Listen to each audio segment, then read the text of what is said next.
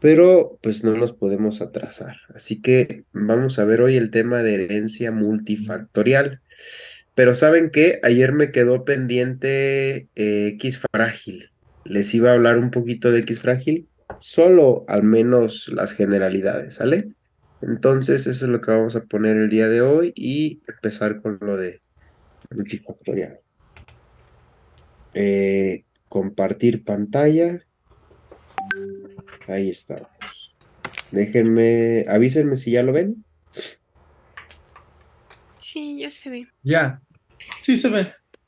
Bueno, este síndrome X frágil es una condición también neurológica o de neuropediatría en las etapas primeras de la vida y después de adultos. Es una condición originada por la expansión de un repetido CGG. Recuerdan que ayer veíamos el repetido CAG que codifica para glutamina, por lo tanto eran tractos de poliglutamina, ¿sí? Aquí CGG codifica para poliglutamina, el otro es tractos de polialanina. En la región 5' UTR de FMR1, cuyo locus es XQ27.3. Entonces, 5' UTR es una región no codificante. El gen de esa región no codificante es FMR1. Y su locus es brazo largo, el cromosoma X, región 2, banda 7, subbanda 3. Por lo tanto, es una condición ligada al cromosoma X. Y a esta condición le tenemos que aplicar la forma en la que segregan las enfermedades ligadas al cromosoma X, pero tiene ciertos supuestos que lo hacen distinto a la herencia clásica. Y es que amplifica, por ejemplo, por vía materna. El número de repetidos que transmite una mamá enferma es mucho mayor que el de un papá enfermo. Bueno, recuerden que el papá solo puede transmitir el X mutado a sus hijas y a sus hijos hombres no puede, porque para tener hombres necesita transmitir el Y. Es una condición monogénica que causa más casos, que es la que causa más casos de trastorno del espectro autista y es una causa muy importante de discapacidad intelectual, ¿sí? Tiene una incidencia de 1 en 4,000 hombres y de 1 en 8,000 mujeres. Aquí la diferencia es que las mujeres sí pueden llegar a estar enfermas también. De todos los casos de trastorno del espectro autista, hasta el 2 o al 3% de ellos tiene eh, X frágil. Por ejemplo, de 10 casos, 2 o 3 podrían llegar a tenerlo. Bueno, no, eso sería el 20 al 30%, no. De 100 casos, 2 o 3, ¿sale? Con autismo. Ahora, el gen FMR1 tiene 17 exones con una longitud aproximada de 38 kilobases y codifica para esta proteína llamada FMRP. FMRP, y por eso se van a dar cuenta de la importancia que tiene a nivel neuronal. FMRP se encuentra en diversos tipos celulares, incluido las neuronas. Se encuentra involucrada en la plasticidad neuronal. Y su ausencia altera la neurotransmisión, siendo las principales vías afectadas la del glutamato y el GABA, que por excelencia es el neurotransmisor inhibidor en el circuito neuronal. Entonces afecta tanto a las vías de glutamato como en las vías GABAérgicas. Por eso es que tiene mucha implicación en el desarrollo neuronal. Ahora bien, lo que es normal es que todos tengamos de entre 5 y 44 repetidos en el 5' UTR del gen FMR1, ¿sí? Las mujeres, dos copias de ese cromosoma X con estos repetidos, y los hombres, una sola copia con repetidos que van del 5 al 44. Después, entre el 45 y el 54, ya se le conoce como zona gris o zona límite, y de 55 a 200 se le considera premutación. Quien tenga el alelo de la premutación dependerá mucho el riesgo para su futura descendencia. Por ejemplo, doctora Abigail, si quien tiene la premutación es un varón y se lo transmite a sus mujeres, hijas, ¿habrá una expansión? A diferencia de si la premutación la tiene la mujer, una mamá, y se lo transmite a un varón?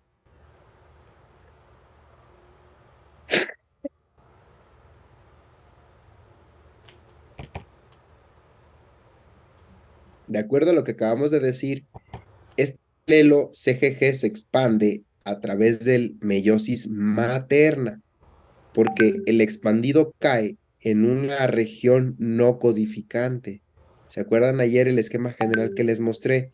Donde aquellas que caían en región codificante, como los exones, en este caso ejemplo Huntington, amplificaba más el número de repetidos cuando lo transmitía papá.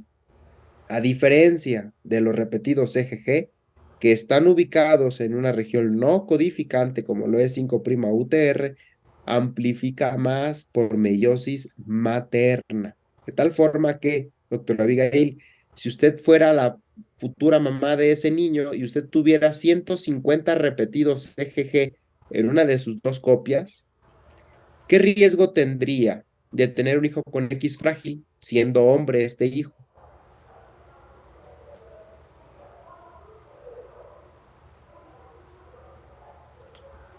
Si usted tuviera un alelo con el expandido de 150 repetidos CGG, usted no tiene X frágil, pero tiene el riesgo de amplificarlo en meiosis materna. Por lo tanto, ¿qué riesgo tendría un hijo hombre de tener X frágil?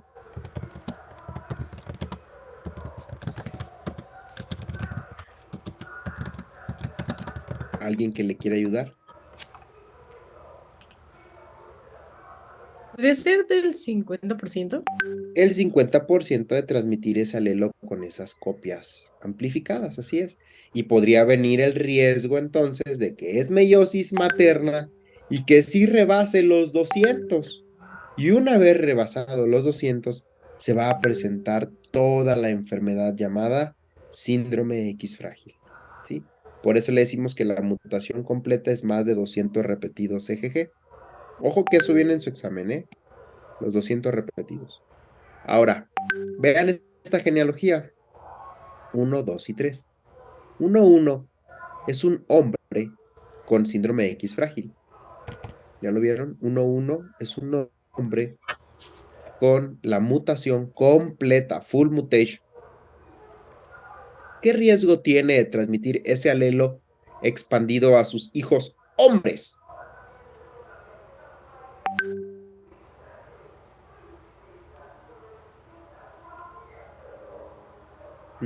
¿Qué riesgo tiene de transmitirlo a sus hijos hombres? 0%. 0%, porque recuerden lo que va a aportar el cromosoma Y. Sin embargo, todas sus hijas, todas estarán enfermas, porque él solo va a transmitir el X con la mutación. Y eso es lo que sucede en 2.1. Vean cómo es una mujer con la mutación completa. 2.3 es una mujer con la mutación completa. Ahora, 2.1 se casa con un varón de la población general y, por lo tanto, tiene el 50% de riesgo en caso de que sea varón de tener hijos sanos o hijos enfermos. Aquí no se confundan con que solo tuvo dos, pues mitad y mitad. No, para cada embarazo, en caso de que sea hombre, el riesgo será del 50%. ¿Sí? Para cada embarazo, en caso de que sea mujer, el riesgo será de transmitir con el 50%, el riesgo de transmitir el alelo expandido. Y vean la variabilidad de las manifestaciones clínicas. El varón tenía X frágil. La mujer 2.1 tenía una falla ovárica prematura, o también conocida como insuficiencia ovárica prematura. Por eso le ponen aquí premature ovarian insufficiency en el X frágil. FX-POI significa insuficiencia ovárica prematura. Y eso quiere decir que dejan de menstruar muy jóvenes, 30 o 35 años, y ya no menstruan más. Y necesitan terapia de sustitución hormonal porque tienen una falla ovárica. ¿Sí?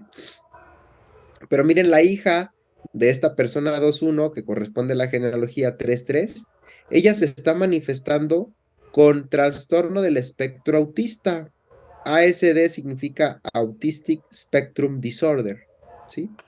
Y aquí, por lo tanto, al unirse con 3, 4, pues tengo que ofrecer los riesgos. Y otra vez sería que en caso de que sea varón, el riesgo es del 50% de que tenga X frágil o 50% de que sea sano. Si es una mujer, 50% de que sea portadora o posiblemente afectada debido al número de los repetidos y el 50% sana. Ahora veamos a 2, 3. Es una mujer con la mutación completa. Se casó con un varón de la población general. Y esto fue su descendencia. 3, 5 es un varón sano, el cual tenía el 50% de probabilidades de ser sano en caso de ser varón. 3, 6 es una mujer que está enferma con la mutación completa. Aquí ya no es portadora del alelo de premutación, véanlo, ya tiene la mutación completa porque ha ido amplificando a través de meiosis materna, ¿sí? Y por lo tanto esta mujer sí va a tener las manifestaciones.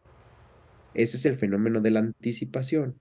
Más grave y antes en edad por tener un mayor número de repetidos, tripletes, CGG. Y luego, 3, 7, ¿qué posibilidades tenía de ser un hijo con X frágil? 50%. Y aquí cayó ese 50%. Y acá, 2, 5, pues nada, porque él no recibió nada, entonces pues en teoría ya no hay riesgo de transmitir. Así es como van segregando algunas familias con el X frágil, ¿sí? Déjenme decirles las manifestaciones clínicas para que traten de correlacionarlo un poquito con lo que ya hemos hablado. Suelen presentar una carita de aspecto alargado, pero eso es más evidente conforme avanza la edad, es decir, en adolescencia o adultez. Aquí para este niño no se ve tanto con cara alargada. Sin embargo, el frontal ya se ve amplio y prominente. Pueden tener verdadera macrocefalia y ahí sí necesitamos medir el perímetro cefálico para evidenciar que está por arriba del percentil 97 la medición que yo haya hecho con una cinta métrica. Pabellones auriculares prominentes, que esto es que sean prominentes, esto es que sean prominentes hacia adelante. Pueden ser entonces prominentes y pueden ser largos, por lo tanto yo los debo de medir para saber si exceden también el percentil 97. Pueden tener el mentón más prominente, hipotonía facial, tendencia a mantener un poquito más cerrados los ojitos y espaciados, fisuras palpebrales largas, puede haber epicanto, puente nasal plano, nariz ancha y filtrum ancho. Vean cómo conforme crecen en edad, la cara ya aparece de un poquito más alargada. ¿Sí lo ven? Además, estos niños son hermanitos, niño y niña. La niña, ambos tienen la mutación completa por lo que dice aquí el pie de figura. Es decir, ambos sobrepasan los 200 repetidos EGG. Los dos están afectados. Vean cómo el frontal es muy, muy amplio y prominente y ya la cara sí parece de aspecto alargado, ¿sí? Pueden tener hiperlaxitud articular, pectus excavatum, pie plano, prolapso de la válvula mitral, ¿sí? Dilatación de la raíz de la aorta, errores de la refracción, estrabismo, nistagmus. Y para cuando llegan a la adolescencia, los varones pueden mostrar algo que se llama macroorquidismo. Eso significa testículos muy grandes cuando se mide su volumen. Obesidad, sobrepeso, otitis media recurrente, manifestaciones gastrointestinales, pueden ser también otras manifestaciones que se puedan observar. A nivel del sistema nervioso central, anormalidades en el electroencefalograma en un 75%, epilepsia en menos del 20%, y en resonancia magnética del encéfalo, más del 50% de los niños pueden tener anormalidades en su forma. Y vean principalmente a nivel neuropsiquiátrico, 100% con retraso el desarrollo psicomotor y 100% con discapacidad intelectual. Hasta un 90% con agresividad hasta el 85% con problemas o déficit de atención, 66% con hiperactividad, 86% con trastorno de ansiedad, 50% con trastorno del espectro autista, 30% con problemas para dormir y hasta un 12% con depresión. Entonces, es muy prevalente la patología mental, es muy prevalente la psicopatología en estos niños con síndrome X frágil. Niños y niñas, ¿eh? Muy bien. Vean que en la parte tardía de su vida pueden llegar a presentar parkinsonismo, síntomas de parkinsonismo y declive cognitivo. ¿Sí? Bien. Hasta aquí, ¿dudas o preguntas de X frágil? Huntington ya la vimos y hasta ustedes me pueden dar a mí una clase de Huntington. Bien. Forma parte de la herencia no clásica y la vamos a ver así muy brevemente, que es la herencia mitocondrial. ¿Sale? ¿Ya están viendo la presentación? En la herencia mitocondrial, recuérdenlo, que se pueden afectar hombres y mujeres, pero las únicas que pueden transmitir la enfermedad son las mujeres, porque al momento de transmitir sus mitocondrias, estas están incluidas en el ovocito. En el espermatozoide también hay mitocondrias, pero son muy pocas con respecto al número de mitocondrias encontradas en un ovocito, ¿sí? Bueno, recuerden que una mitocondria tiene un genoma de 37 genes, 22 que codifican para tRNA, 13 que codifican para polipéptidos y 2 RNAs de tipo ribosomal. En total son 16.569 pares de bases. Y aquí en esta tabla les estoy mostrando ejemplos de enfermedades causadas por mutaciones en el DNA mitocondrial. Ahí sí, exclusivamente en el genoma mitocondrial, ¿sí? Algunos ejemplos son el síndrome Kearns-Sayre. Este síndrome Kearns-Sayre ustedes lo van a poder identificar en un niño que tenga o un paciente que tenga ataxia, puede ser adolescente o adulto incluso, ataxia, neuropatía. Y aquí un dato que es muy importante en las enfermedades mitocondriales, oftalmoplegia progresiva externa. Un paciente que tiene ptosis o que tiene dificultades visuales, con o sin enfermedad de la retina pigmentaria o retinosis pigmentaria. Recuerden lo que no le dicen retinitis porque no es una inflamación. Es un depósito de pigmento y se le llama retinosis pigmentaria. Estos pacientes con Kearns-Sayre pueden tener una miocardiopatía, defectos de la conducción por bloqueos cardíacos, talla baja y un incremento de proteínas en el líquido cefalorraquídeo. Kearns-Sayre entonces los debe hacer pensar en alguien que tiene ataxia, neuropatía, defecto cardíaco, ptosis y la retinosis pigmentaria. Luego, hay otros ejemplos como el síndrome Pearson, ¿sí? Que se caracteriza por tener una anemia sideroblástica refractaria. La oftalmoplegia progresiva externa como tal puede ser un solo diagnóstico y se va a manifestar como ptosis bilateral de inicio tardío. Es un paciente que los ve así porque para poder observarlos necesita levantar la cara porque los párpados están caídos. Eso es ptosis bilateral. Pueden también tener oftalmoplegia, que eso ya lo puedes evidenciar para cuando pides los movimientos. Yo sé que apenas van a llevar oftalmo, no me acuerdo si ya fueron al Conde.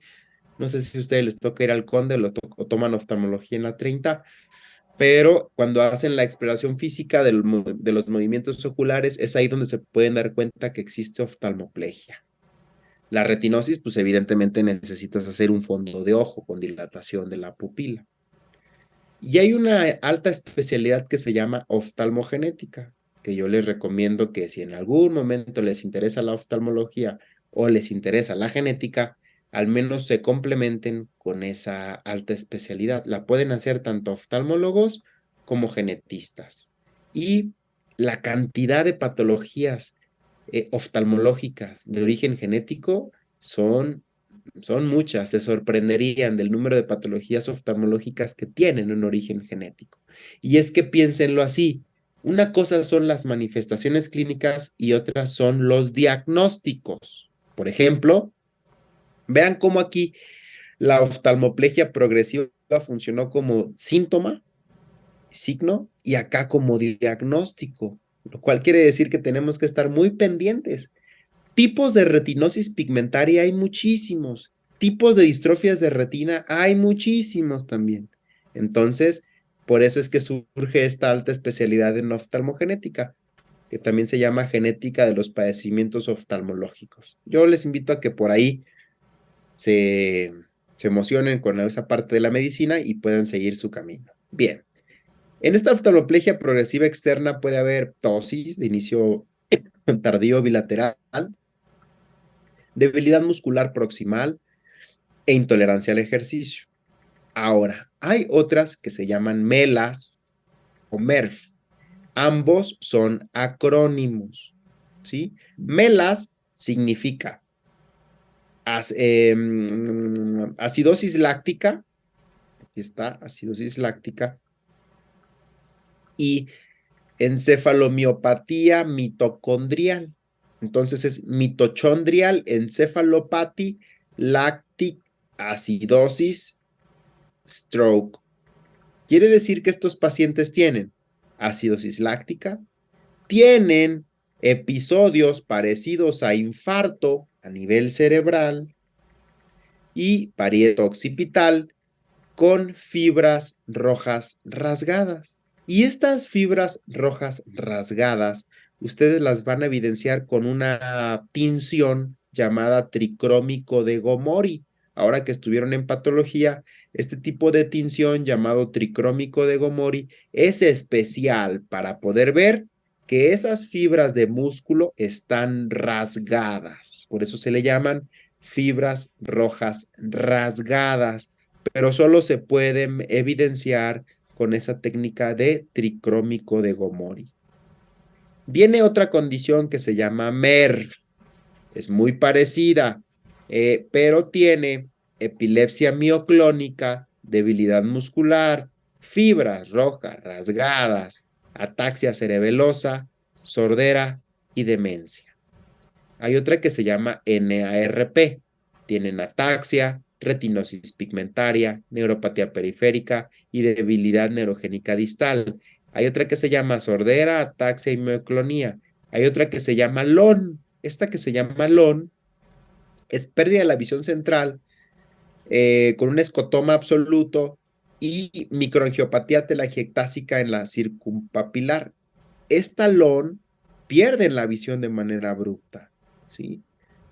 Y hay otra que es sordera no sindrómica inducida por aminoglucósidos. Y déjenme decirles que el día de hoy vi a un niño que tenía sordera y un implante coclear y tenía el antecedente de haber recibido frecuentemente tratamientos con amicacina. Ustedes saben que la amicina es un aminoglucósido. Lo es la amicacina, la lincomicina, la gentamicina y que son potencialmente ototóxicos. Sin embargo, no todo paciente que recibe gentamicina o algún tipo de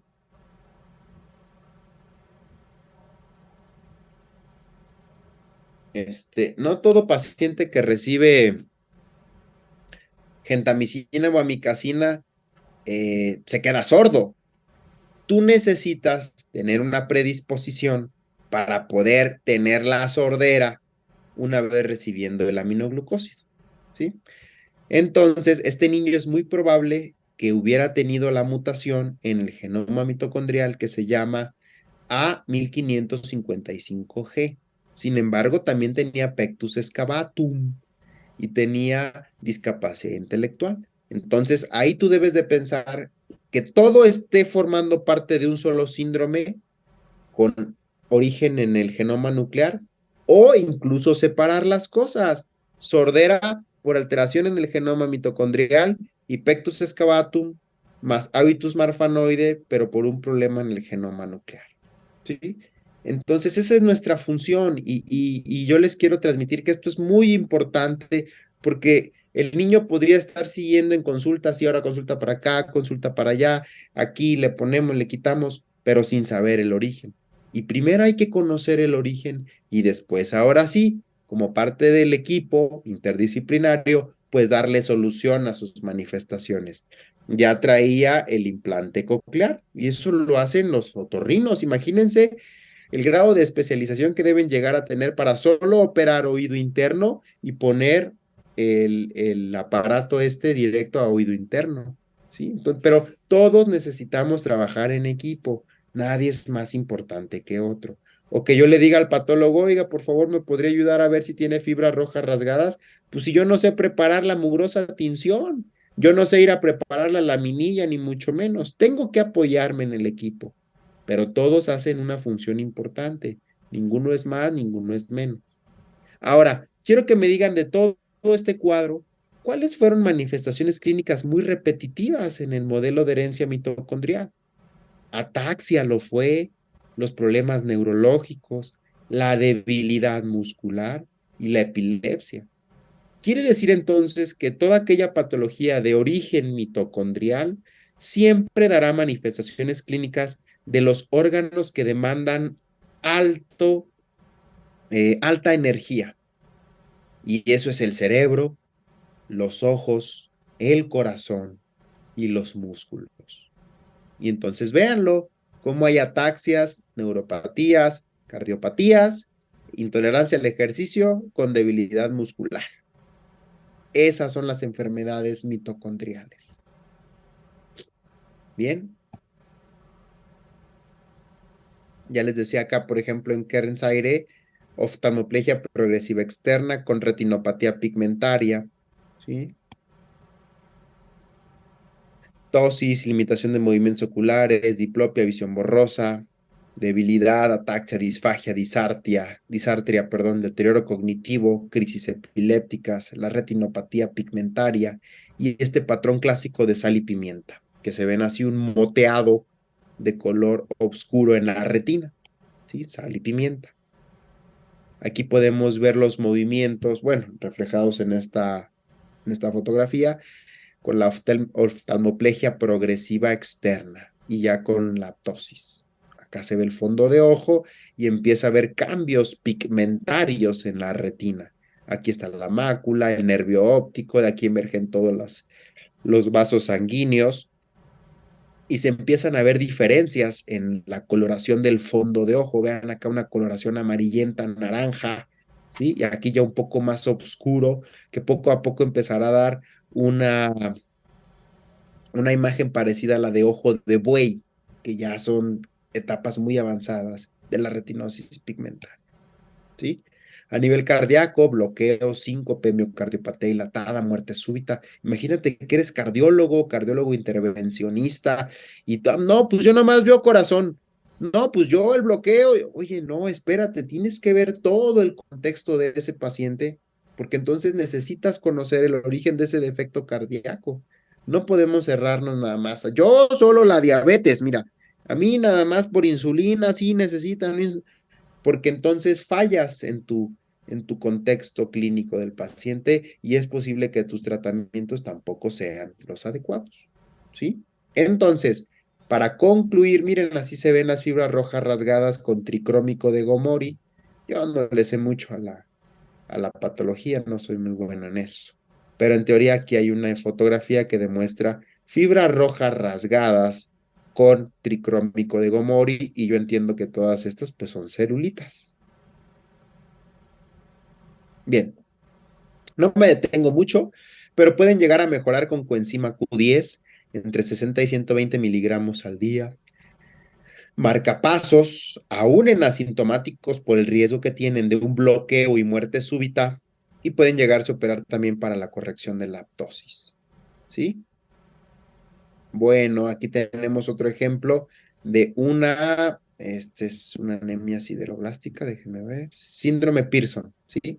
Que es la anemia sideroblástica resistente al tratamiento.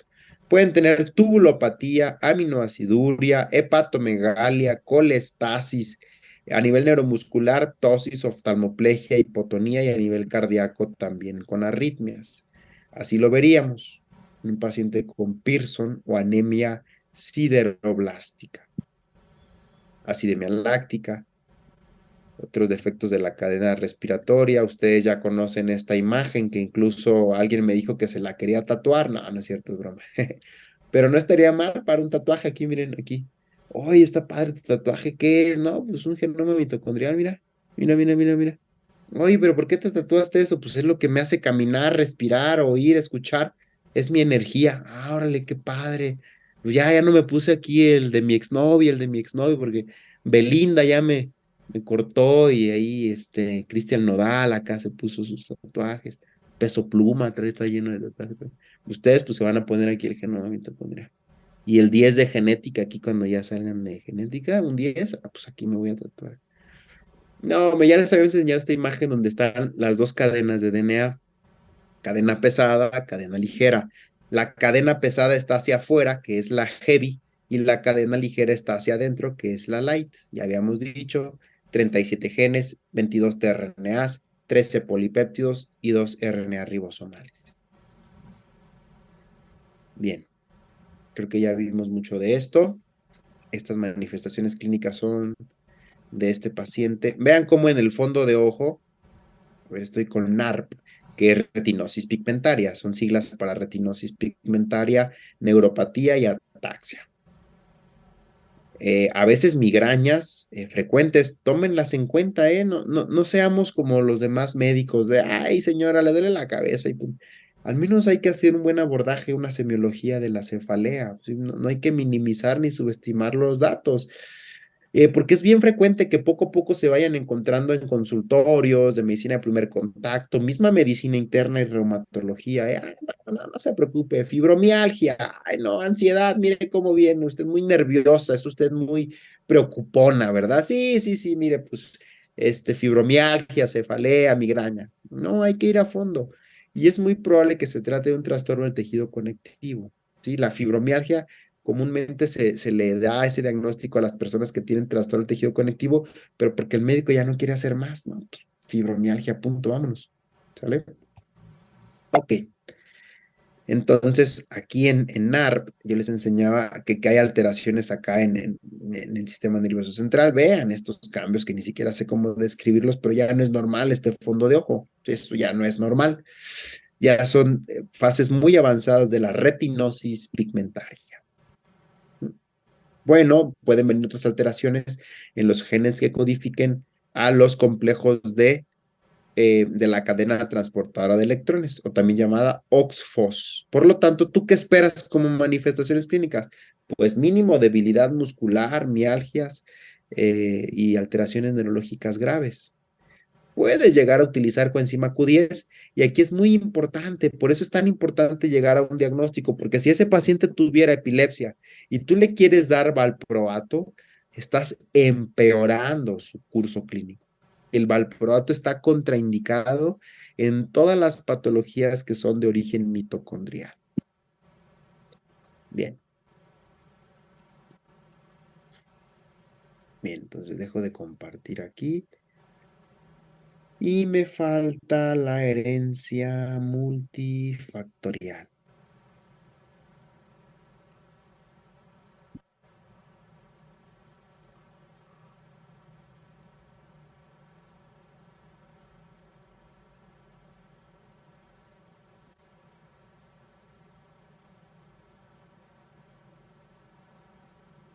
Bien.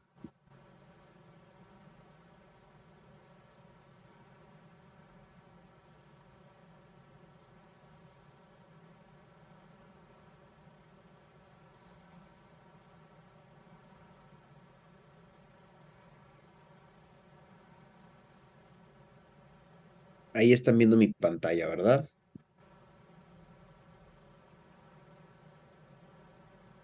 Ok. Bueno, entonces les voy a mostrar.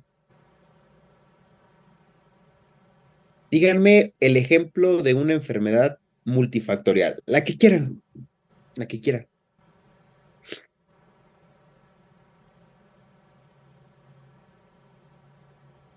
¿Diabetes? Tipo 1, tipo 2. Tipo 1. Ok.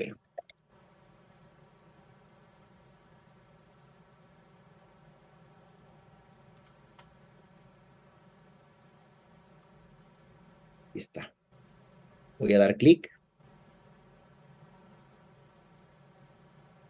Aunque aquí aparece como modelo de herencia autosómico recesivo, no es tanto así, sino que tiene la participación de muchos genes más el medio ambiente en su presentación, ¿sí? Y aquí se los voy a mostrar, no es que me lo esté inventando. Estos haplotipos que están aquí, por ejemplo, el HLA-DQA1, el HLA-DQB1, ninguno de ellos es la causa, pero estos haplotipos de riesgo generan justo esto, una predisposición o una protección a tener esta patología llamada diabetes mellitus tipo 1. Alguien, pero no, doctor, pero yo he leído que es una condición autoinmunitaria. Claro que es una condición autoinmunitaria. Es una destrucción de las células de los islotes Langerhans, pero esa autoinmunidad está mediada por cambios en tu genoma y no en un solo gen, sino en muchos genes a la vez, con la participación del medio ambiente, ¿sí? Y aquí ya aparecen algunos conceptos que hoy tenemos que dejar bien claros porque vienen en el examen. Por ejemplo, la diabetes mellitus tipo 1, vean lo que dice el texto, exhibe una concordancia entre gemelos monocigotos de entre el 30 y el 50%, sugiriendo que este trastorno es dependiente de factores ambientales y de genes. Y justo eso es la enfermedad multifactorial. Es una condición médica causada por variantes en diferentes genes, por polimorfismos, que antes decíamos polimorfismos, o cambios en la secuencia de genes, más el medio ambiente que causan esta condición, ¿sí? Entonces, tú puedes tener en tu genoma variantes que te protegen a enfermedades multifactoriales o variantes que te predisponen a enfermedades multifactoriales. Por ejemplo, en Japón no es tan común ver a japoneses obesos, a diferencia de Latinoamérica y Estados Unidos, donde es muy frecuente ver obesos. Ah, doctor, pero es por la comida, McDonald's y todo. Sí, claro, esos son los agentes ambientales, pero los agentes génicos o los genéticos sería la predisposición a tener esa obesidad o ese síndrome metabólico en nuestras etnias, comparado con las etnias asiáticas. Es muy difícil ver a un chino muy, muy, muy gordo o a un coreano muy, muy, muy, muy gordo. Claro que lo sabrá, pero es menos frecuente encontrar esa obesidad mórbida en una etnia asiática que en Latinoamérica. Y eso es algo, pues, que todos los vemos. Quiere decir entonces que esa etnia asiática tiene una menor predisposición o tiene una mayor protección, como lo quieras ver, ¿sí? Pero vean cómo se los estoy dejando aquí en pantalla. Dice que exhibe una 30 al 50% de concordancia entre gemelos monocigóticos y que sugieren que este trastorno depende entonces de factores ambientales y de genes. Ahora, vamos a definir concordancia. Este término de concordancia y discordancia se aplica a los gemelos, ¿sí? Un par de gemelos monocigóticos, ¿qué porcentaje de su genoma comparten? Monocigóticos. 100%. 100%. Así es, el 100%, el 100%.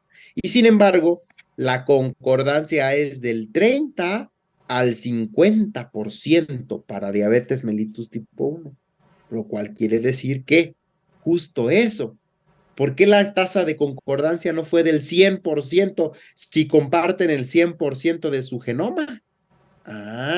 Pues porque entonces pudieron haber estado expuestos a agentes ambientales diferentes entre esos dos gemelos monocigóticos. Ejemplos pueden ser infecciones virales, infecciones bacterianas, tipo de vacunación, lugar en el que habiten, tóxicos en el ambiente, qué sé yo. Todos esos serían factores ambientales, la dieta, por ejemplo. ¿Sí me explico? Eso significa concordancia. Ahora, el término discordancia, yo lo uso al revés, nada más le diríamos, mira, este gemelo es discordante para diabetes mellitus tipo 1 de su hermanito. Quiere decir que uno sí tuvo diabetes tipo 1 y el otro no. Hay discordancia en el diagnóstico. Es decir, uno lo tiene y el otro no.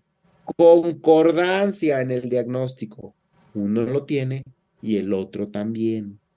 ¿Sí me explico? Eso significa concordancia y discordancia en las enfermedades multifactoriales y se usa para gemelos monocigóticos.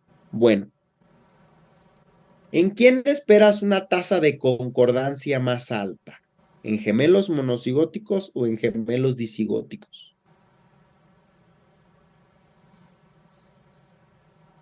Siempre vas a esperar una tasa de concordancia más alta en gemelos monocigóticos porque ellos comparten más genoma que los disigóticos. Recuerden lo que los gemelos disigóticos son como hermanos que nacieron juntos y ellos comparten el 50% del genoma.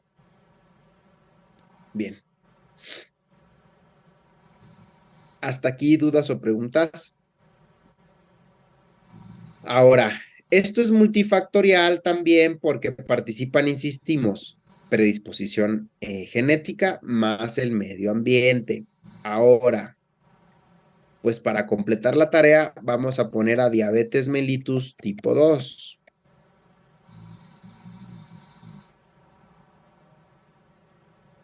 Ok. ¿Ya vieron el número de loci implicados? Todos estos loci de aquí contienen genes cuyos cambios o te predisponen o te protegen para diabetes mellitus tipo 2. Entonces voy a dar clic y dice diabetes mellitus tipo 2 o diabetes mellitus no insulino dependiente, que así es como se le llamaba antes, ¿sí? Y ahora vean, están ordenados por menor a mayor en cuanto al número de locus. Perdón. Aparece GP2, Neurot1, IRC1. ¿Alguien se imagina para qué codifica IRC1? Así que se les prende el foco y que se lo imaginen. Alguien me puso acá en el chat. Salud. Gracias, doctora. IRC1, ¿para qué creen que codifique? Para el receptor 1 de la insulina. Por lo tanto, si tú tienes un polimorfismo, un cambio en la secuencia del gen que codifica para IRC1, posiblemente tenga menos función. Y eso te predispone a la resistencia a la insulina. Doctor, pero a lo mejor puede tener más función. Claro. Y a lo mejor si tienes esa variante génica, ese polimorfismo, entonces estás más protegido contra la diabetes, porque tienes menos riesgo de resistencia a la insulina. Hay otro gen aquí que está implicado, que puede ser implicado, que se llama PPAR gamma, que es la subunidad gamma de los proliferadores de los peroxisomas. ¿Se acuerdan incluso que hay un grupo farmacológico diseñado solo para estos PPAR gamas? Se llaman tiazolidinedionas. Por ejemplo, la pioglitazona, la rosiglitazona. Esos son fármacos que están diseñados para regular la función de los PPAR gamma. Sin embargo, ya no son los de más reciente uso. Ya hay otros, hay mucho avance en diabetes mellitus tipo 2, pero nunca debemos de perder de vista que es una condición multifactorial, donde un grupo de fármacos puede, sí, claro, regular a un gen especial o maestro, pero te hacen falta todos los demás, ¿sí?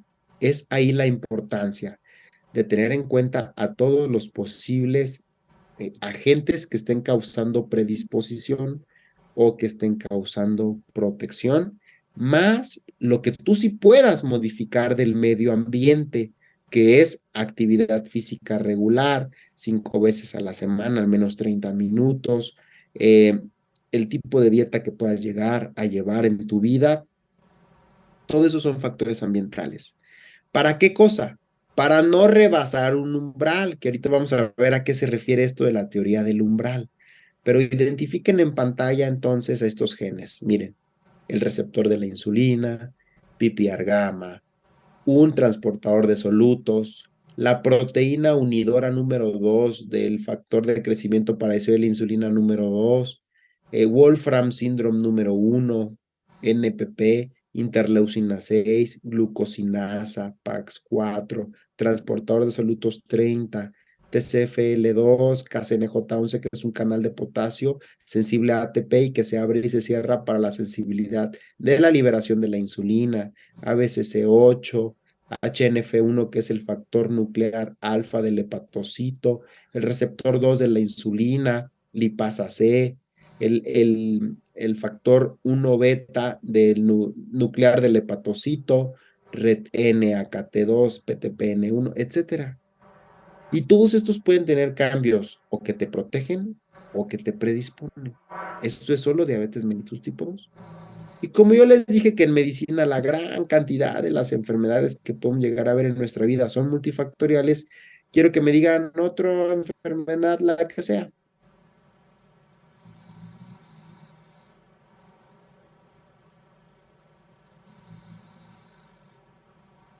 Esquizofrenia, ok. Esquizofrenia. Ay, doctor, mire cuántas... Ah, sí, claro, hay muchísimos tipos de esquizofrenia. Aquí, por ejemplo, aparece la tipo 1. Todos vean. Vamos a dejar esta. ¿Cuántos LOSI aparecieron? Estos son los LOSI: 1P36, 1Q32, 3Q13, 6P23, 8P21, 10Q22, 13Q33, 22Q12, 22Q11.2, que ya la habíamos visto en microdeleción, 22Q11, y aquí están algunos de los genes.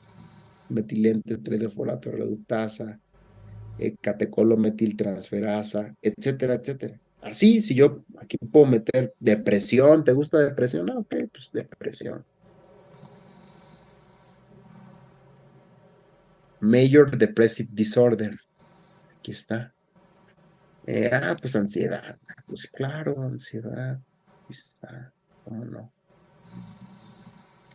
Aunque aquí viene SL6A4, pero viene, por ejemplo, en Panic Disorder, trastorno del pánico, ¿sí? Bueno, pues así hay muchos ejemplos de cualquier patología. ¿Qué te gusta? No sé.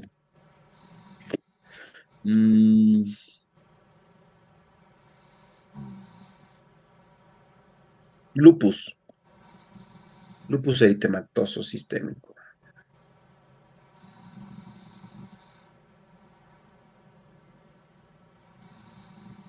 Aquí está la susceptibilidad 1 para lupus eritematoso sistémico, la susceptibilidad número 17 y luego la susceptibilidad tipo 2.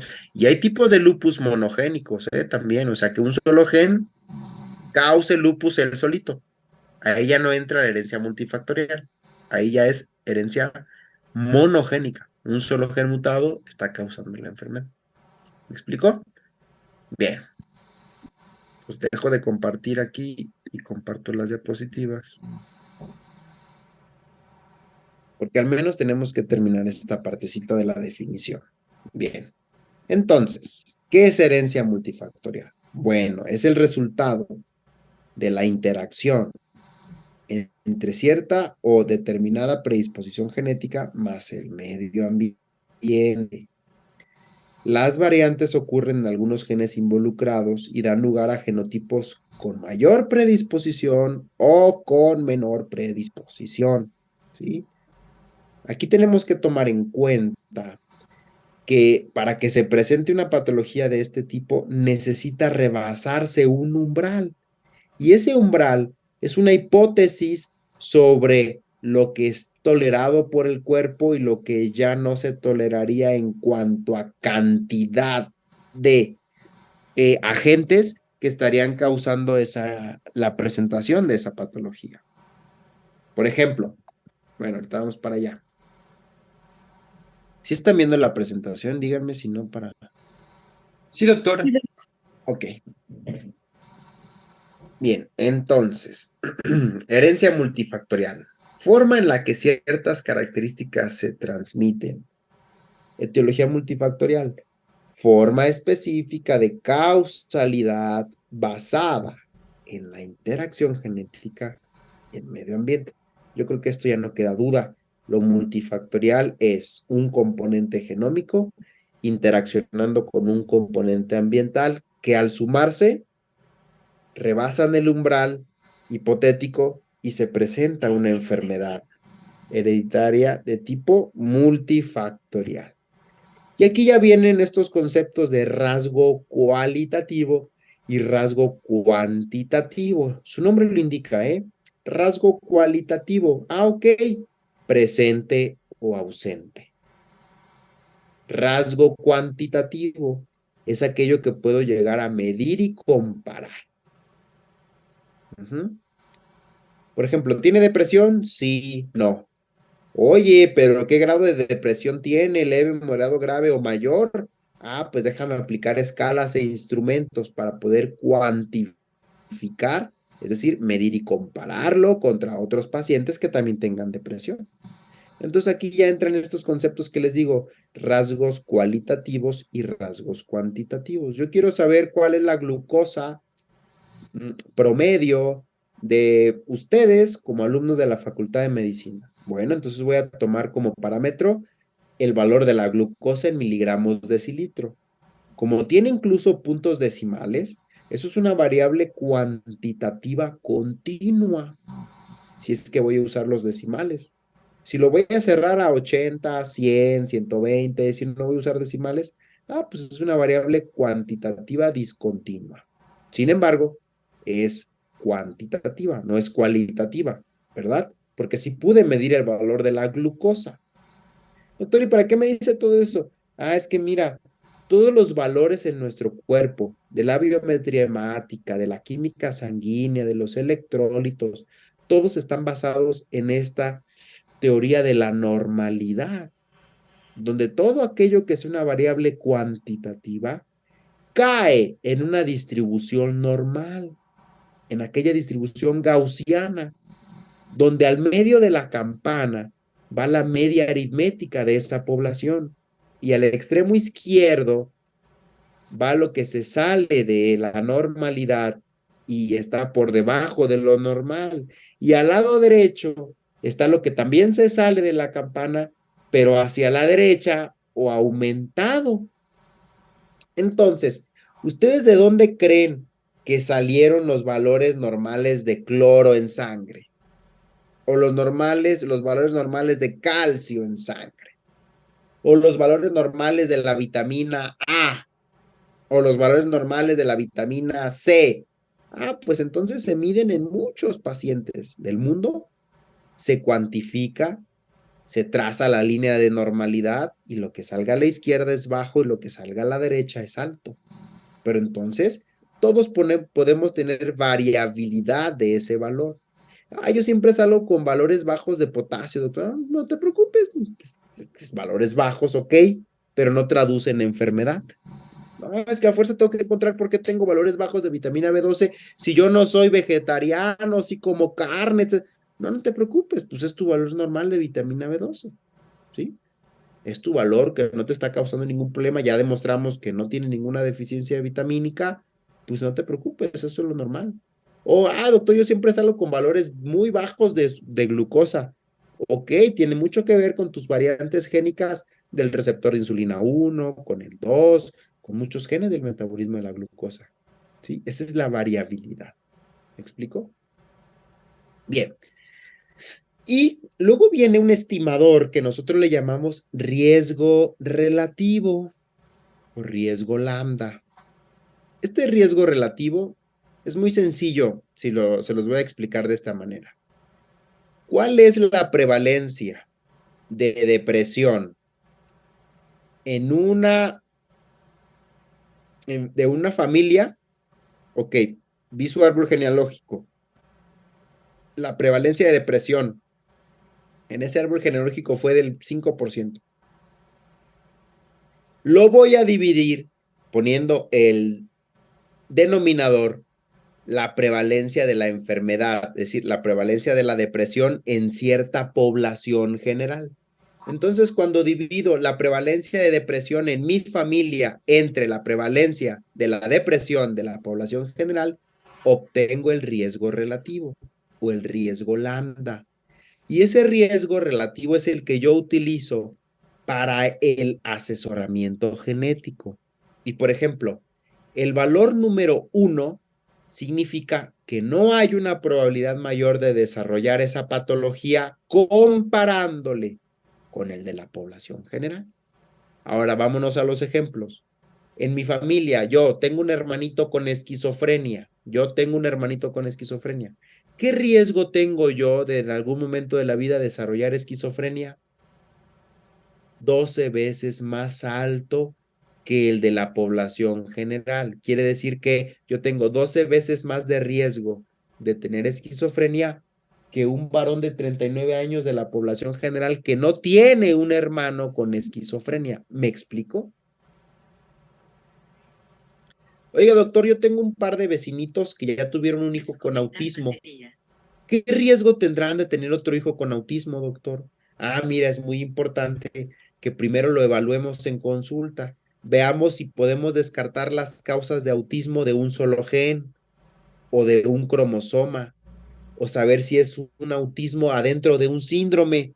No, doctor, ya le hicieron todo eso, lo revisaron, le hicieron genoma completo. Ah, ok, muy bien. Entonces, mira, desde el punto de vista multifactorial, el riesgo de esa pareja de tener otro bebé con autismo por riesgo relativo es de 150 veces más. O sea que un par de padres que ya tuvieron un hijo con autismo tienen 150 veces más de riesgo en lo hipotético de tener otro bebé con autismo. Trastorno bipolar, 7 veces más alto el riesgo comparado con población general. Diabetes mellitus tipo 1, 35 veces más alto. ¿Sí? Enfermedad de Crohn, 25 veces más alto. Esclerosis múltiple, 24 veces más alto. Así es como funciona el riesgo relativo. ¿Me explicó? Bien, ya habíamos dicho que aquí en campana de Gauss se iban a distribuir esos valores y que parte en la media quedan pues, el promedio o la media aritmética. Hacia la izquierda lo que es anormalmente bajo y hacia la derecha lo que es anormalmente alto. ¿Sí? Ya habíamos definido concordancia y discordancia. Concordancia, dos individuos emparentados que presenten la misma enfermedad. Ah, mira, estos gemelos son concordantes para el defecto cardíaco o son concordantes para la diabetes mellitus tipo 1. Discordantes, cuando un miembro de la familia presenta la enfermedad y el otro no. Ah, mira, este par de gemelos monocigotos fueron discordantes para diabetes mellitus tipo 1. Ah, ok, así se usa el concepto. ¿Sí? Bien, dentro de las manifestaciones de la herencia multifactorial, aquí vienen algunas características que son muy importantes que nunca perdamos de vista y que eso lo diferencian de las condiciones monogénicas o de herencia clásica mendeliana. Bien, número 1. La mayoría de las veces se presenta de forma esporádica. ¿Qué quiere decir esto? Que la mayoría de las veces los padres son sanos. No siempre, pero la mayoría de las veces ninguno de los padres tiene labio y paladar hendido. Ninguno de los padres tuvo antecedente de mielomeningocele. Ninguno de los padres, etcétera. A eso se refiere con esporádico. Sin embargo, eso no se cumple siempre, ¿eh? 2. Es común que exista este concepto llamado agregación familiar. Esto viene en su examen. ¿Cómo se define agregación familiar? Es la presencia de dos o más individuos afectados de la misma condición multifactorial en una genealogía. Entonces yo puedo decir, mira, aquí hay agregación familiar para diabetes mellitus tipo 2, pues porque aparece el abuelo, un tío, una prima y el paciente. Ok, agregación familiar. ¿Sí? Siempre que haya en una misma genealogía 2 o más miembros afectados de la misma condición multifactorial, se le llama agregación familiar. Bien, ya habíamos dicho que los papás pueden o no estar enfermos. Está influenciada por factores ambientales.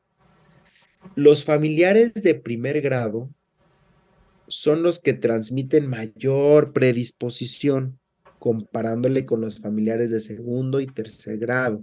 ¿Por qué razón? Pues porque comparten más genoma. Ya habíamos dicho que los de primer grado comparten el 50%. Segundo grado, 25%. Tercer grado, 12.5%. Cuarto grado, 6.25%. Y así. Entonces, entre más cercano sea tu familiar enfermo, más riesgo tienes tú de desarrollar esa enfermedad, porque has recibido más información, más genoma de predisposición. Por lo tanto, si tu padre y tu madre tienen diabetes mellitus tipo 2, aguas, porque los dos son familiares de primer grado. Entonces es más probable que tú también tengas esa predisposición. No que tengas la diabetes, porque para eso faltaría qué cosa. Que tú no hagas ejercicio, que tu dieta sea normal, mala, etcétera. Podrás tener la predisposición que te transmitieron tus padres, pero en la definición de lo multifactorial está la predisposición hereditaria y el medio ambiente. Si tú eres un deportista, regulas tu dieta, por más que tus padres sean diabéticos tipo 2, modelo de herencia multifactorial, podrías nunca presentarla. Vivir y morir de otra cosa completamente diferente a diabetes mellitus tipo 2. ¿Sí? A eso se refiere lo multifactorial. Pero entre más cercano sea tu familiar a ti, el riesgo es más alto. Entre más alejado esté de ti, el riesgo es más bajo de recibir esa condición, la predisposición. Bien. Otra de las características, voy a dejar esta hasta el final, es que la concordancia es mayor en monocigotos que en dicigotos. Ya lo habíamos dicho. Si una concordancia es mayor en monocigotos que en dicigotos, es lo esperado normal en el modelo de herencia multifactorial. Bien, depende de grupos étnicos y depende de la edad. Les había dicho que en Asia, japonés, es muy poco frecuente que haya obesidad mórbida. Los hay, claro, pero es menos frecuente que en población latinoamericana y anglosajona. Bien, el riesgo de la recurrencia es bajo, del 2 al 4% en familiares de primer grado sin antecedentes familiares, ¿sí? Pero si tú le vas sumando un familiar de primer grado, otro de primer grado, uno de segundo grado, otro de tercer grado, entonces todo eso ya se debe de tomar en cuenta y el riesgo sería más alto. Entonces, aquí sí importa el número de enfermos en la genealogía y también importa qué tan cercano está a mí en esa genealogía, primer grado, segundo grado, tercer grado. Por eso es diferente a lo mendeliano clásico. Y además tiene esta característica que se llama, y se los voy a leer así, cuando la prevalencia es menor en un sexo que en otro, la descendencia de ese sexo presenta mayor riesgo de padecerla. Tómenle captura, apúntenlo o hagan lo que tengan que hacer para memorizarse esta frase, porque viene en el examen. Cuando la prevalencia de una enfermedad multifactorial es menor en hombres, por decirlo de alguna manera, la descendencia de este sexo hombre tendrá un mayor riesgo de padecerla. Parece un juego de palabras, pero es muy sencillo. Ahorita les voy a decir por qué. Ahora veamos el otro ejemplo. Cuando la prevalencia es menor en las mujeres, la descendencia de esa mujer tiene un riesgo más alto de sí presentar esa patología. ¿Pero por qué, doctor? Ah, mira, aquí entra algo que se llama teoría del umbral, ¿sí? La teoría del umbral dice, esta es una hipótesis y dice que tú debes alcanzar un umbral para que se pueda manifestar una enfermedad de origen multifactorial. Como es un sistema poligénico donde participan genes más medio ambiente, tú tienes que rebasar este umbral de aquí. Y si tú no lo rebasas, nunca vas a estar enfermo. Por lo tanto, oye, mis papás tienen diabetes mellitus tipo 2 y tengo hermanos con... Oye, pero si yo nunca he rebasado el umbral porque me he cuidado en lo ambiental, nunca voy a estar enfermo, ¿sí? Por lo tanto, hay patologías multifactoriales que son más frecuentes en hombres que en mujeres. Un ejemplo de ellos es el labio y paladar hendido izquierdo, ¿sí? En varones es más frecuente que se presente el labio y el paladar hendido izquierdo, solito, sin ningún otro dato. Es más frecuente en el varón, es menos frecuente en la mujer. Por lo tanto, si una mujer es la que nació con labio y paladar hendido de origen multifactorial, y por el otro lado tengo a un hombre con labio y paladar hendido izquierdo multifactorial, ¿quién de los dos tiene un riesgo más alto de tener un hijo enfermo? Aquella que hubiera tenido la prevalencia menor, en este caso la mujer. ¿Pero cómo, doctor? Ah, mira, es muy sencillo. ¿En quién es más frecuente esta patología? En el varón. Por lo tanto, el umbral a alcanzarse en el varón es bajito. Muchos hombres rebasan el umbral, por eso muchos hombres tienen labio y paladar hendido. El umbral en la mujer, ¿cómo sería? Muy alto. Por lo tanto, pocas mujeres tienen las unidades de predisposición, que son las variantes génicas más el medio ambiente, para rebasar ese umbral. Por lo tanto, cuando una mujer está enferma, quiere decir que acumuló muchos cambios en su genoma más el medio ambiente. ¿Quién de los dos va a transmitir más a su descendencia? Pues la mujer, que para estar enferma tuvo que acumular más mutaciones y medio ambiente. ¿Sí me explico?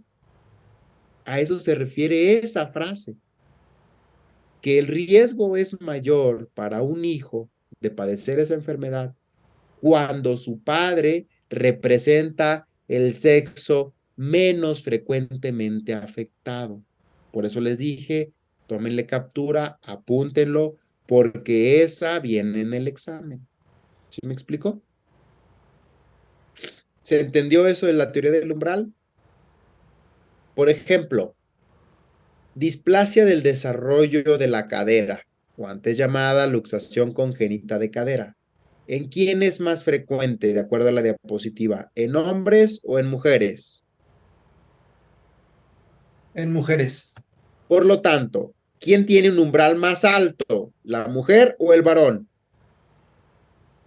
El hombre. El varón. El hombre. Tendría que acumular más variantes génicas en su genoma más el medio ambiente para estar enfermo. Por lo tanto, ¿quién tendría un riesgo más alto de transmitirle esta condición a su descendencia? El varón, porque tendría que haber acumulado más cambios en su genoma, a diferencia de la mujer, que esta patología es más frecuente en ellas porque su umbral es más bajito. Entonces transmiten menos predisposición que la de un varón. ¿Me explico? Ahora imagínense, si ese varón va a tener una hija mujer, pues ahí sí, todavía el riesgo es más alto porque todo eso que va a transmitir y la mujer que tiene un umbral más pequeñito, entonces pues lo que le reciba, si es suficiente para alcanzar el umbral, se podrá presentar esa condición. Aquí es donde entra en juego esas diferencias. Ya no es tan lo clásico como en acondroplasia, hombre, mujer daba igual, el primero, el segundo daba igual. Yo siempre decía el 50%, no importa si es el quinto hijo, el séptimo, el octavo, no importa si es hombre, si es mujer. siempre se mantenía ese riesgo cuando hacías el mismo cruce de esos genotipos. Ya en la no clásico van cambiando muchas cosas y en lo multifactorial también cambian muchas cosas. ¿Sí?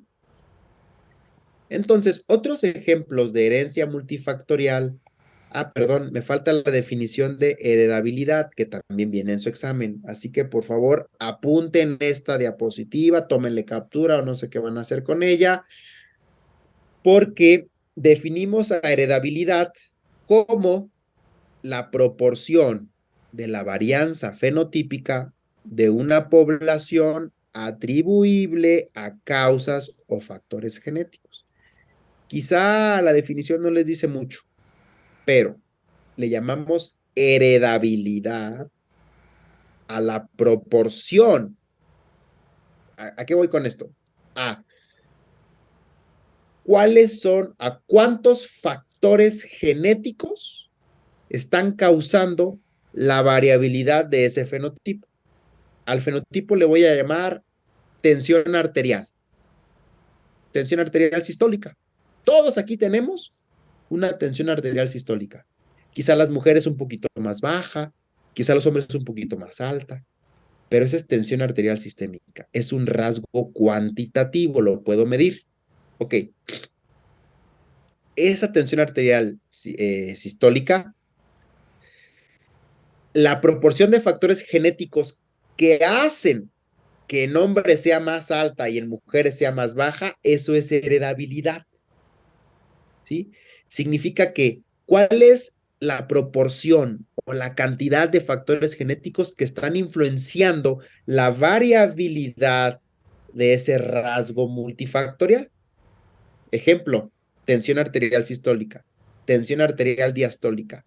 ¿Cómo en una población puede ir de 60, 65, 70 o hasta 75 la diastólica? Normal. Pues ¿cuál es la razón por la que en una población lo normal sea 65 y en otra lo normal sea 75?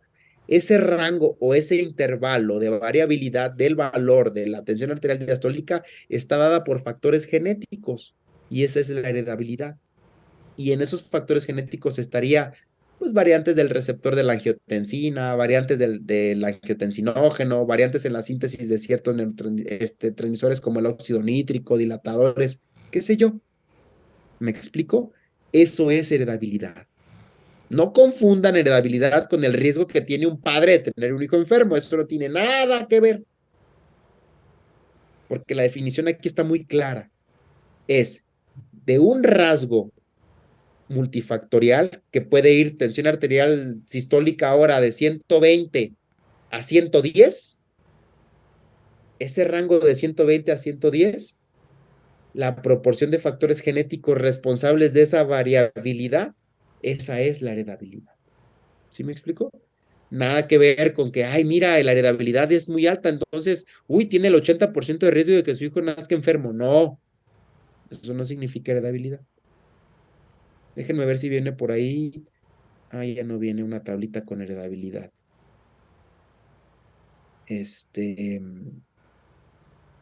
Pero, mientras la busco, alguien díganme si tiene alguna duda o pregunta.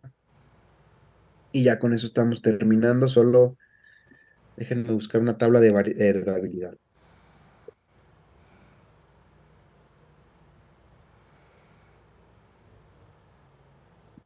A ver si viene por aquí.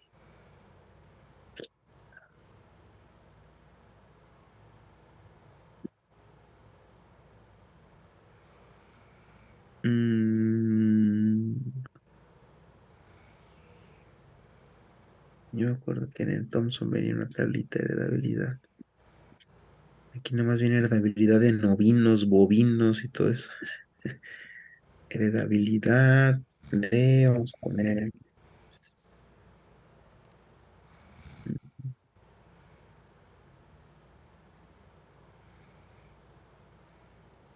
¿Alguien tiene el Thomson a la mano? Déjenme ver si lo encuentro aquí. Thomson. Thomson.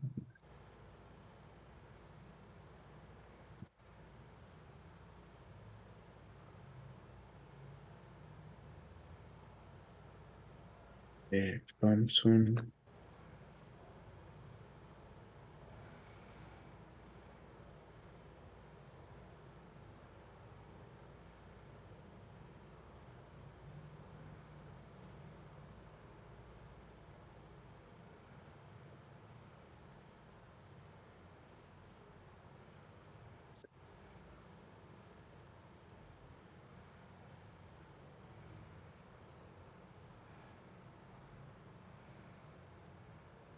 Mm,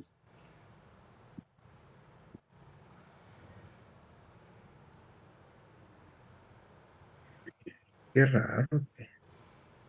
Estimación de la heredabilidad.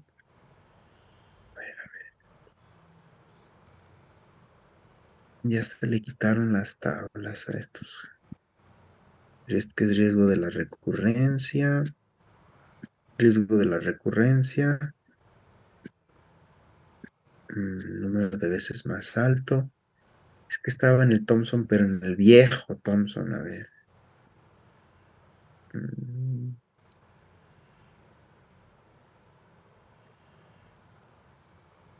Heredabilidad.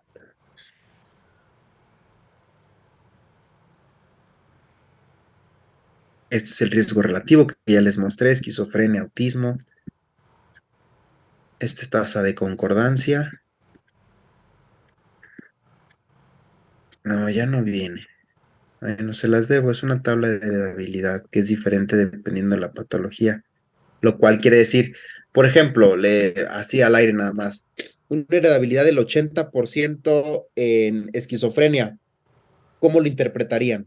80% de heredabilidad en esquizofrenia.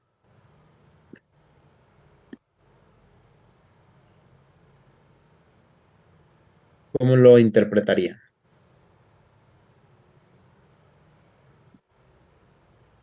¿Quiere decir que los hijos de ese señor tienen el 80% de riesgo de transmitirlo a su descendencia? No.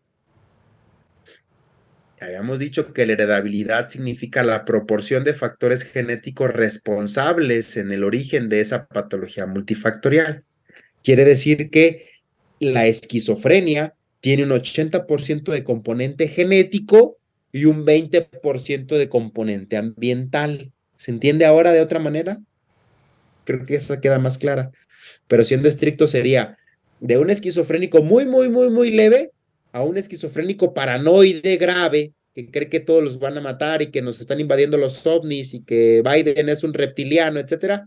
Entonces, la variabilidad del muy leve al muy grave es del 80% y esa proporción es la heredabilidad, son los factores genéticos de la variabilidad del esquizofrénico más leve al esquizofrénico más grave. ¿Me explico? Pero si se los planteo de otra manera como, bueno, el 80% de factores genéticos y el 20% de factores ambientales, bueno, tampoco es que esté mal, no es la definición más pura, pero tampoco es tan mal, ¿sí? Y ya me despido con esto. Vean, a lo mejor no se sorprenden tanto, pero ¿alguien conoce aquí a personas que les gusten apostar? Puede ser en casinos, puede ser en apuestas uh, de en internet o hay aplicaciones de apuestas. Bueno, se llama gambling disorder. Este gambling disorder está caracterizado por un patrón recurrente y persistente de apostar y que está asociado con distrés y con afección pues, del desarrollo. La prevalencia de este trastorno es de 0.5% en la población adulta de Estados Unidos. ¿Sí? La etiología del trastorno por apuestas es compleja. Compleja no porque sea difícil, sino compuesta. Aquí la mejor traducción es compuesta. ¿Y qué les viene a la mente cuando decimos una etiología compuesta? O en inglés, complex. Bueno, que está compuesta de factores genéticos y factores ambientales. Y te lo dice más adelante, con factores ambientales implicados y factores genéticos. ¿Sí? Los estudios neurobiológicos han implicado a las estructuras del circuito córtico estriado límbico ¿sí? En la trastorno. Y estos individuos pacientes con trastorno de apuestas a menudo no se reconocen a sí mismos enfermos, ¿sí? Puede estar frecuentemente ocurriendo con otras condiciones ya de corte psiquiátrico, ¿sí? Y lo que quiero ahora es, ya que les di esta definición, buscar la heredabilidad del trastorno por apuestas de acuerdo a la clasificación del DSM-5. A ver, déjame ver si viene. Bien, a ver. Aquí está la prevalencia en Estados Unidos.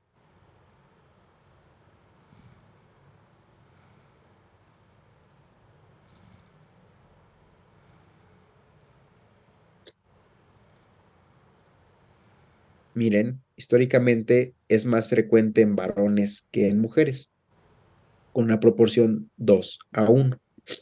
Entonces, en caso de que conocieran ustedes a una mujer apostadora, ella tendría un riesgo más alto de tener hijos apostadores. A ver, como no lo encontré, déjame ponerle control finding y le vamos a poner aquí. Sí están viendo el artículo, ¿verdad? Sí. Sí, doctor. Heredability.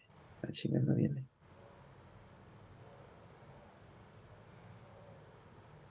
Miren, les quedé mal.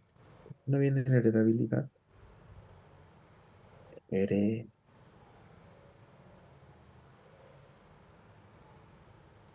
Según yo sí venía. Me van a decir que su profesor es un fraude. No, no, no debe de venir por Creo ahí. que se escribe Heri. Ah, heritability, ¿verdad? A ver, déjeme ver. ¿Dónde está el artículo? Acá está. Bueno, eh, mire, sí, doctor, ahora muchas gracias. Mire, dice la heredabilidad para el trastorno por apuestas en estudios de gemelos ha derivado de dos grandes registros, un estudio de Vietnam y un estudio de Australia. La heredabilidad estimada derivada del de Vietnam indicó de un 35 a un 54%. ¿Qué quiere decir esto? ¿Que tengo el 54% de riesgo de transmitírselo a sus hijos? No, que un 54% de la responsabilidad del fenotipo llamado trastorno por apuestas 54, hasta el 54% podría ser ambiental y genético y el porcentaje restante ambiental. ¿Sí me explico? Y ya otros estudios más extensos estimaron la heredabilidad en el 40%.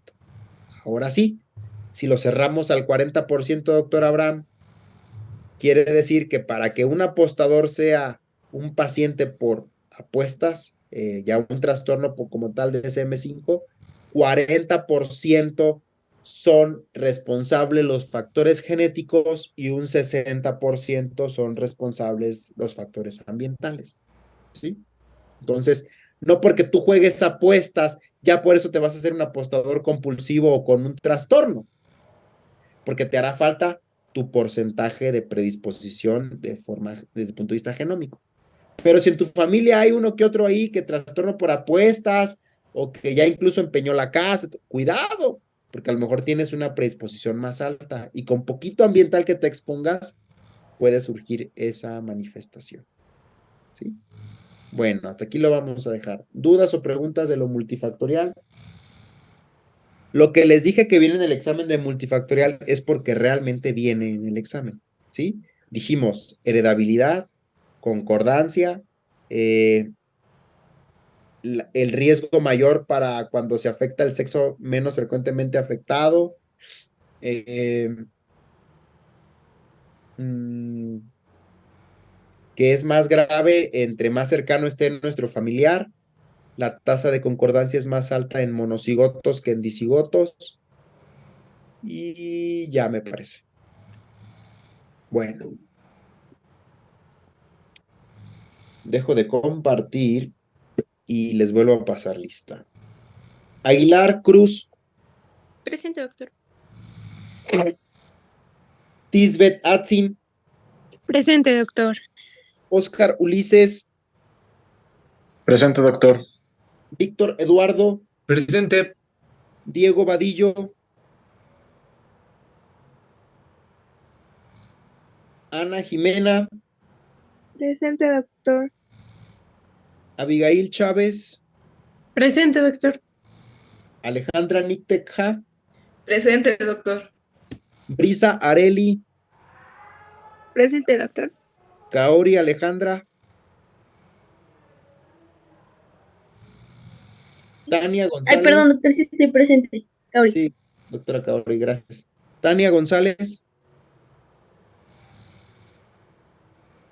Lisette Leiva, Presente. Jimena María, Presente. Brian Josué, Presente. sí, Abraham Silva, Presente. gracias doctor que me salvó, Carla Ariadna Presente, doctor. y Jimena Montserrat. Presente, doctor. Doctor, disculpe, se me había trabado mi computadora y me metí del celular porque no puede decir presente. Ándele, doctor Diego, no se preocupe, muy bien. Nos vemos el lunes entonces. Ah, el lunes ahí, sí, el lunes nos vemos porque hay puente. El viernes no se trabaja y nos vemos el lunes. Gracias, Hasta el lunes. doctor. El lunes. Gracias, Que se doctor. mejore. Bonito fin. Gracias.